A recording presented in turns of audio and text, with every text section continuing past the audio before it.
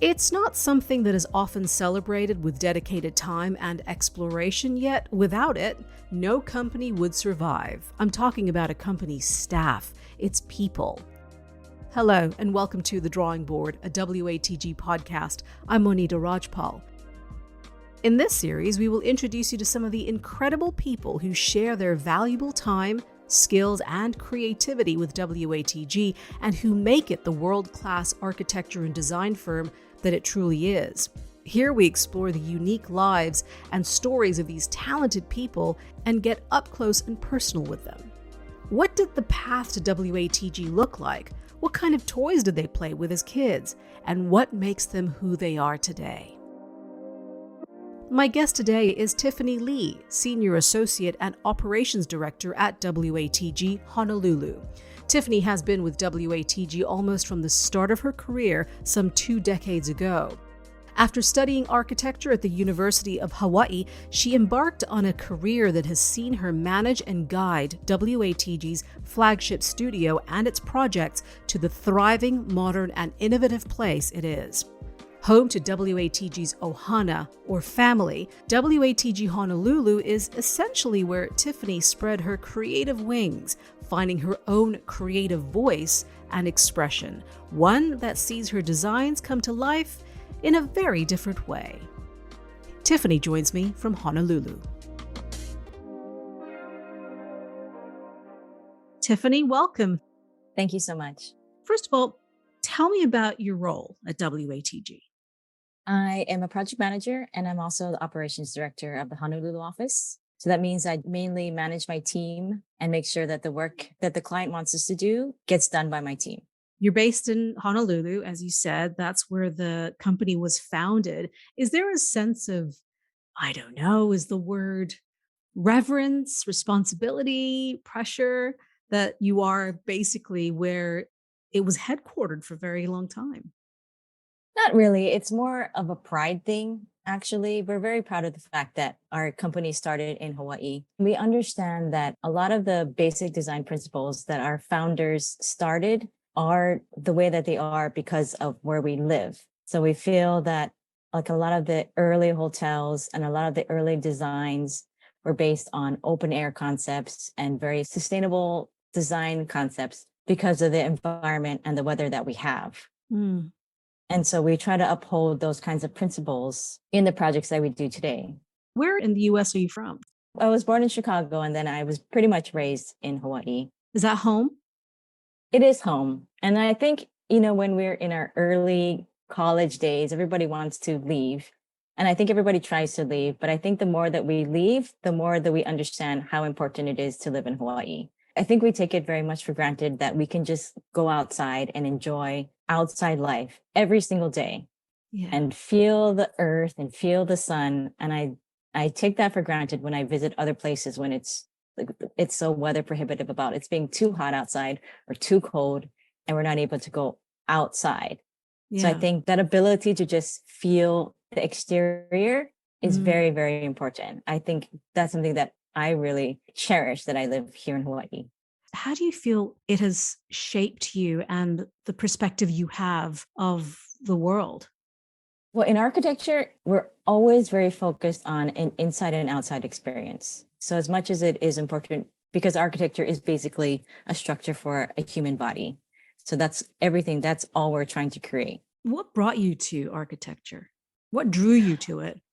It was a decision that I made when I was in 6th grade, when an architect came to show us how to calculate area. And in order to calculate area, they made us draw our homes and then put together an area plan and then calculate the area from that. We had to make a model of our home. And then I did that and I won a prize and they put my model home in City Hall or something like that. And I was so proud of myself. And then after that, I noticed that I would watch TV shows and I would really enjoy the first clips when they would show the exterior of the house. I loved the Golden Girls home and I loved the Full House home. It was so just those moments where they would flash like the exterior of the house. I was like, wow, I love that house. And I would love all the trellises on the exterior of the Golden Girls homes. So I realized that I really liked buildings. And then that with the architect coming in 6th grade and then 7th grade, we did career day and I went to an architect's firm and they were coloring this huge like site plan Mm.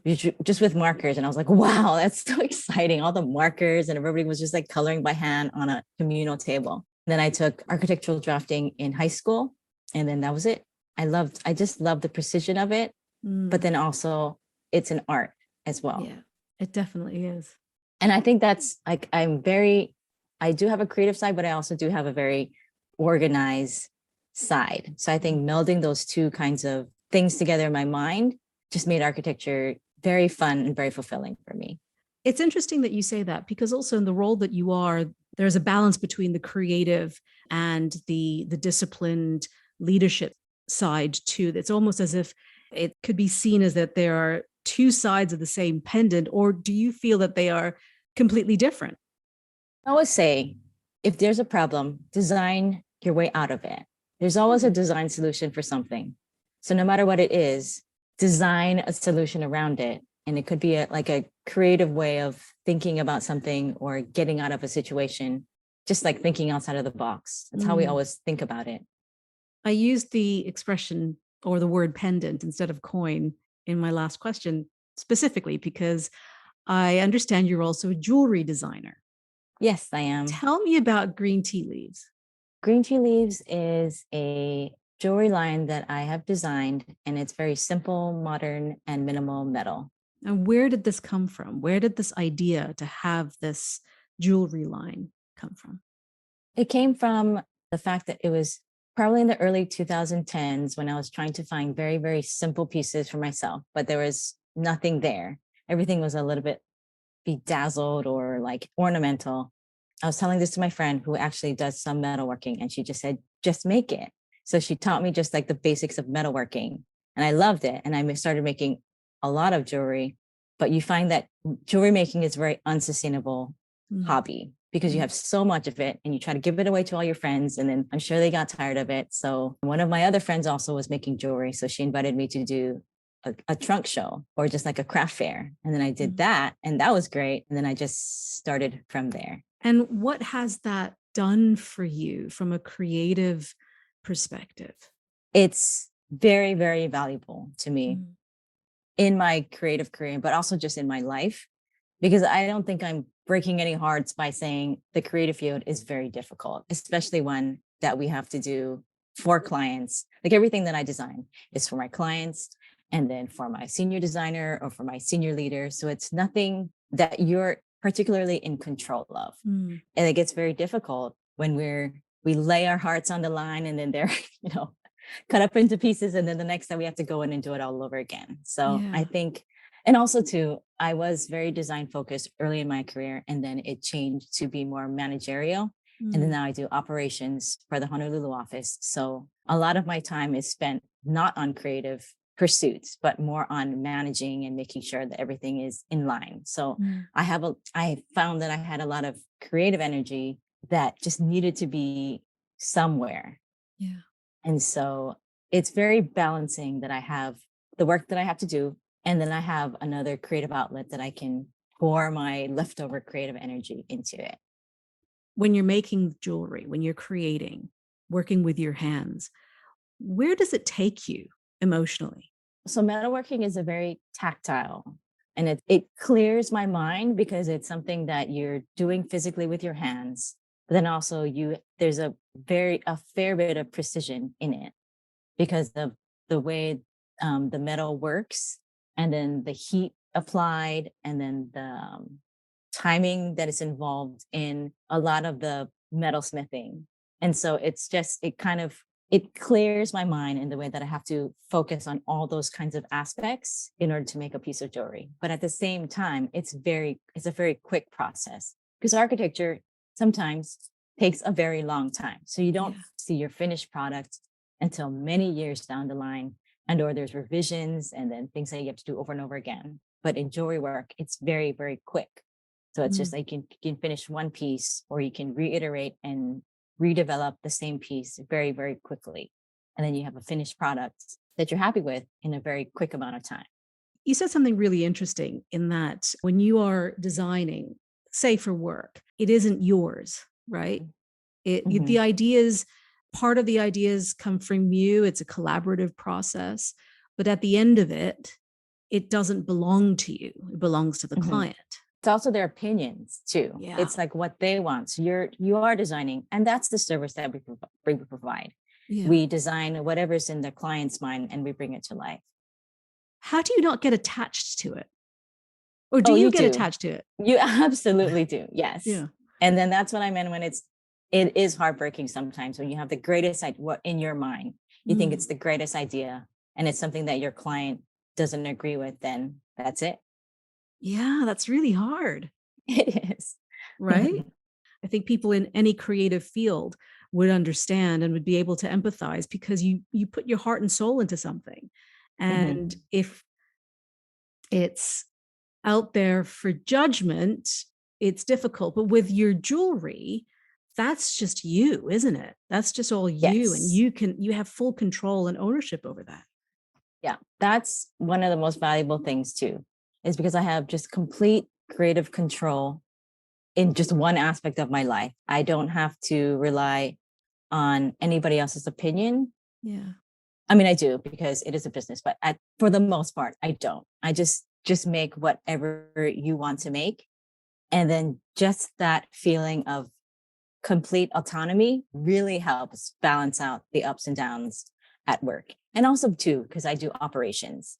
I'm very, very conscious of all the decisions that I have to make for my Yeah. team and for my staff and for my office. And then those kinds of decisions like do weigh heavily on my mind, making sure that I make the right decisions for everyone. But then with this, it's my decision. So you sink or swim. The decisions that I make, I'm solely responsible and it only affects me. I know that sounds very large, but it really helps just balance out what I have to do in my career. We all need that, don't we? We all I think need an so. Yeah. outlet like that to help us get through the difficult times and or the challenging times in whatever career we have. How do you feel then this the business that you have, the making and the process of making jewelry has helped you as an architect? It actually has taught me to trust my gut instincts Mm. and to be able to comment, because as a young architect, and then this is the firm that I grew up in, it's very difficult for you to voice your opinions and then to make criticisms, especially on other people's work. But since I have my own jewelry line and I'm the only person that makes comments to myself, you start to learn and to build up your gut instincts and design decisions that you have to make for yourself. Mm. And so it helps me to understand my gut instincts and to be able to verbalize more when I need to critique other people's work Mm. in my role. When you've grown up at a firm, it can be quite difficult, isn't it, to find your space and Mhm. use your voice. Mhm.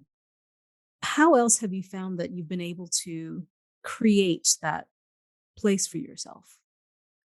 Well, it's interesting. Everyone's always asked me why I've stayed in the company for so long. Yeah. Because I started in my third year of architecture school as a summer intern, and then I just stayed ever since. But I've had so many experiences through WATG, and they've really guided me into the different paths. So I started in design, and then I went to coordination, and then management, and now operations. But in every way, it's design. Like I said, we always design ourselves out of problems. It's the same way that you run an office, you do it Mm. by design.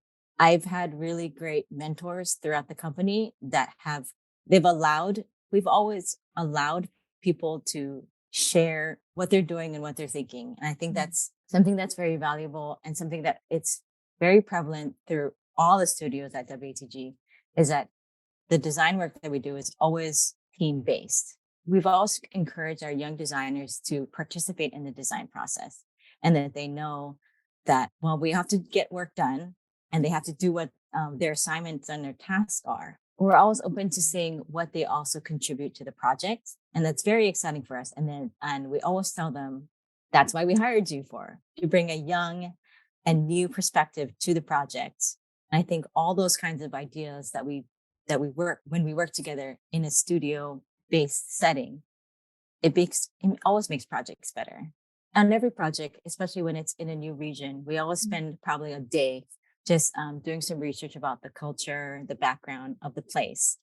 And then you see everybody's different paths and what they research. And then when we get together and discuss it, it's always so, it's insane where everybody else went. Because I always look at certain things. I look at culture. I always look at some kind of like manufacturing, like what the land has provided for this Hmm. certain region.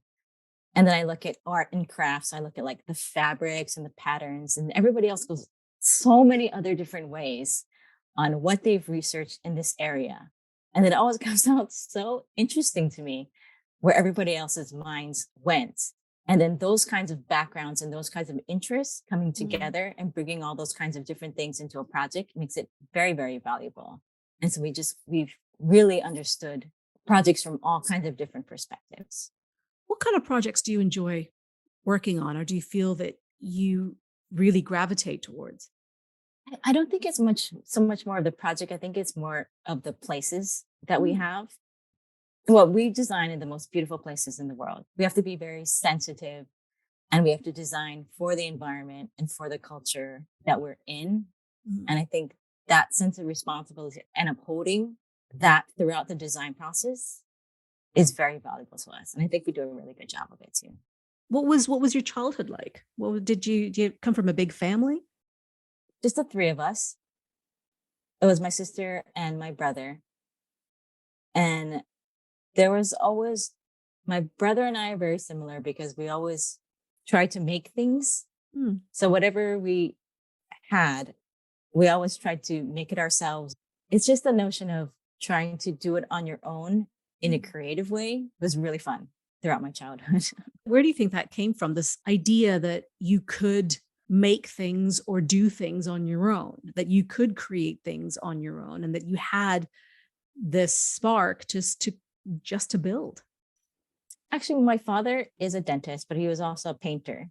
So he did these beautiful landscape paintings throughout our childhood. And so there's always like art supplies around the house. And it was always something that we just saw him. He wanted to he wanted to paint this picture, this painting of an image that he took. So he just did it. So it was just that kind of just do it, just try it Yeah. that we had in our childhood. And also, we watched a lot of Bob Ross growing up, my brother and I, because that was something that my dad always watched.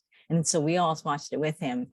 It was so incredibly magical to me when he would just take just white and black paint, and the way that he would apply white paint for a highlight and black paint for the shadow, how it just transformed. And was able to create all these shapes just with paint. Yeah. And so I think that was always super fascinating to me, that just black and white paint could just transform anything into art, and it could Yeah. make you feel things. So like the best part was when he would do all of his landscapes, but he would paint like a tiny little hut in the corner, or like a little cabin, and he would just do like 3 strokes, Mm. and that would define a roof, and then another couple of strokes, and that would define the walls. And I was like, wow, it's magic to us. Yeah. What does your family think of what you do?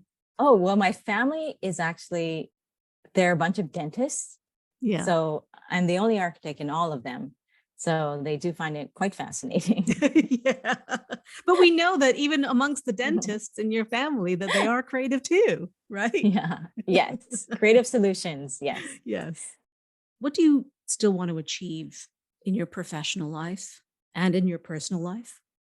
There's no real goals for my creative business because it just helps me in so many ways that it's not, I don't really have goals for my creative business because it's not, I don't see it really as a business to Mm. or find any kind of financial gain. It's just my side passion project that I do that makes me happy. So I've never had any kinds of goals for it. I just want to really be able to continue to be able to make my jewelry. That's really much it. What about as an architect? As an architect, same. We just Mm. want to continue. We just want to be able to make really beautiful, creative, and provide beautiful, creative solutions for our clients in the most beautiful places in the world. We really, really do appreciate the kind of work and the sites that we're able to be in, and then the places that we're able to travel to because of work.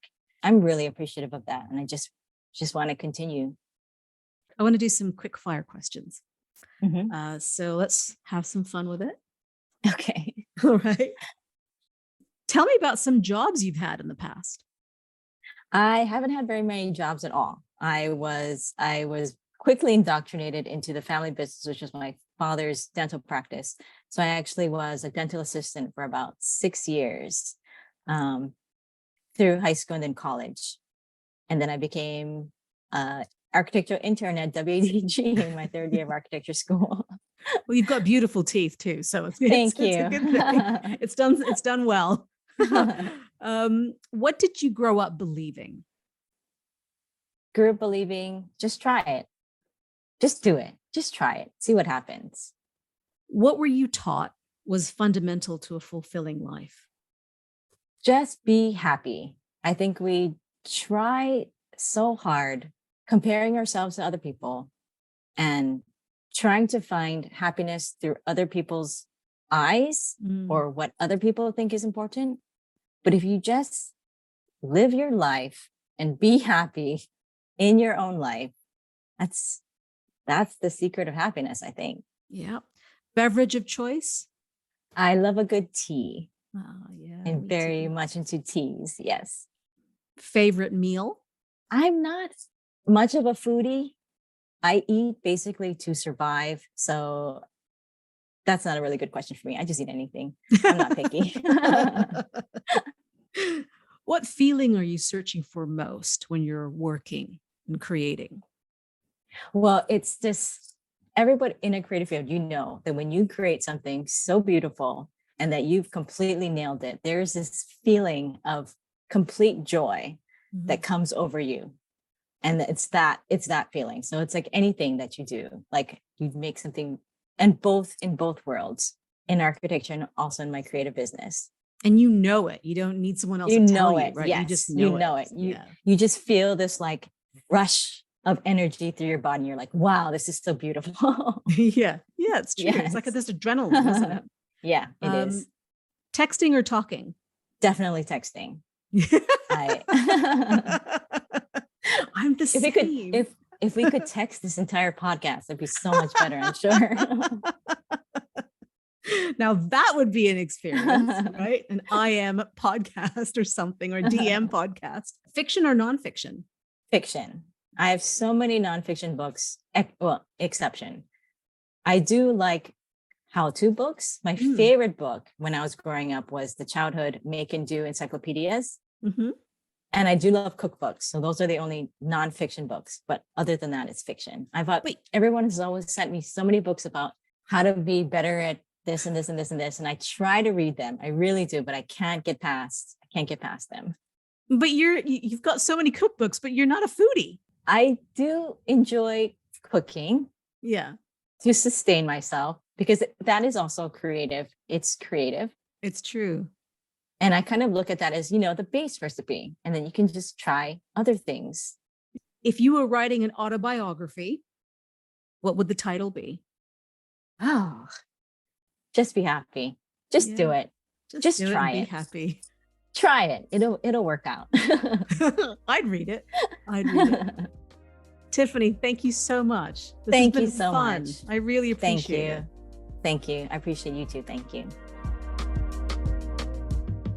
That was Tiffany Lee, Senior Associate and Operations Director at WATG Honolulu. You've been listening to The Drawing Board, a WATG podcast. I'm Anita Rajpal. Until next time, thank you for joining us.